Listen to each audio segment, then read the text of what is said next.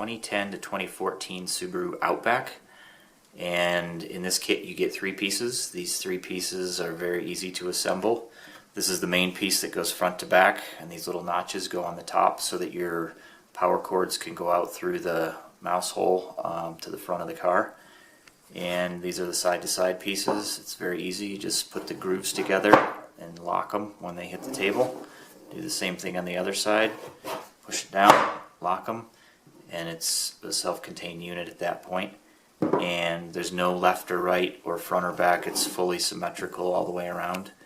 And now what we'll do is take it and go put it in the console. Here's the organizer fully assembled.